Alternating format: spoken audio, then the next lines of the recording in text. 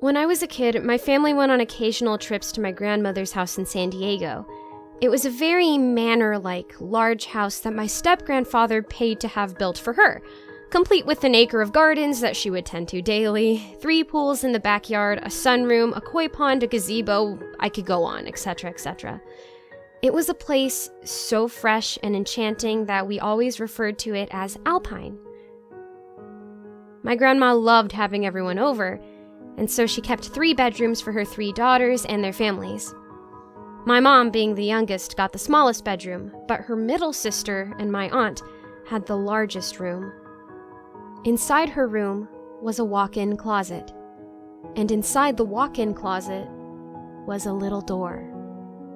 I know what you're thinking, and I assure you that this was long before I had even heard of Coraline, though you could imagine my excitement when I saw it at the movies.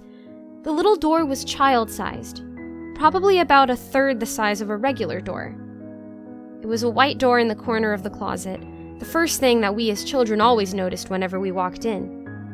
There were small metal nuts and bolts sinking into the carpet right next to it, which occasionally gathered dust or spiderwebs nobody cared to clean up. My younger cousin Kyle and I, being adventurous and imaginative, were always curious about it, but our parents warned us not to go in there. Not for anything supernatural or mysterious, mind you, but because they believed it to be an unfinished part of the house that we could get hurt in. My older cousins, 3 girls, never cared for it as much, being too busy as young teenagers. When I was about 9 and Kyle 8, we were playing in the walk-in closet, which we had pretty much claimed as our clubhouse. We were playing with fake food and stuffed animals and tea sets like any other day in Alpine. Then something started breathing. Now, at Alpine, my cousins and I played tons of fighting video games, and the breathing sounded a lot like some of the antagonists in the games. I thought it was Kyle at first, just playing around and messing with me, so I told him to stop it. But he looked at me, bewildered, and said, "I'm not doing that." We realized at the same time that it was coming from the little door. I didn't know what to do or to think, but Kyle was so freaked out that he threw a plastic tomato at the door. And the breathing stopped. We looked back at each other, shrugged, and resumed our playtime. But then suddenly, the door started banging. It was banging as if something on the other side was beating on it, trying to get at us. I was terrified, and Kyle, he was already gone, having run off without a sound. I hurried to my feet and rushed out of the closet. We ran downstairs to the living room where the adults were congregated, watching a movie. The both of us hysterically tried to explain what we had just seen as our mothers calmed us down and suggested it was perhaps only our older cousins pulling another prank on us. Pranks were not an uncommon thing at Alpine, and we wouldn't put it past them to prank us, especially this way, as there was a good age gap between us 2 and them 3, and they often found us very annoying. We checked all the bedrooms, but we just couldn't find them. Returning downstairs, though, we tried the computer room, and sure enough, the 3 of them were there, playing online games.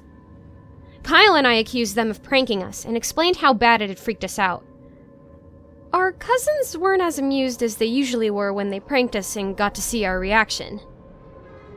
They had the same bewilderment that Kyle had when I accused him of making the creepy breathing sounds. They looked to each other and then back to us, and admitted that they had been playing on the computer for at least a few hours, only getting up to grab more soda. Kyle and I were really confused after that.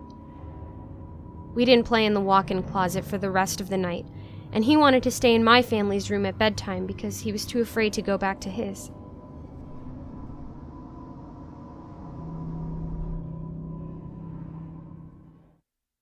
The next morning, we had somewhat forgotten about the incident and didn't remember it till after breakfast.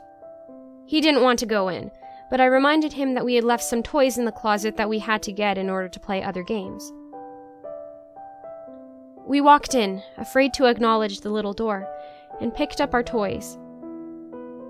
As I picked up the last thing we wanted, I noticed that the little door was ever so slightly ajar.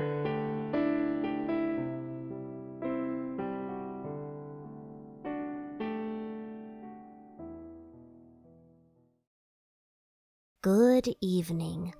I am the croupier, also known as Giggles. I share the nickname with my creator, the owner of this channel, LittleBallOfGiggles. She has informed me that she is now taking donations, so I am announcing our new Ko-fi page. The link is in the description. Please support and, quote-unquote, buy a coffee for Giggles, so she can continue to bring you creepypasta narrations and start bringing you more roleplay audios, comedy skits, original cartoons, character-inspired lookbooks, and more fun stuff. A donation is $3 each, though you may feel free to donate more, less, or not at all. Any and every donation is deeply appreciated. Thank you for your time. And if you ever feel the need to hand over your existence to someone rather than your money, drop by my casino for a friendly card game.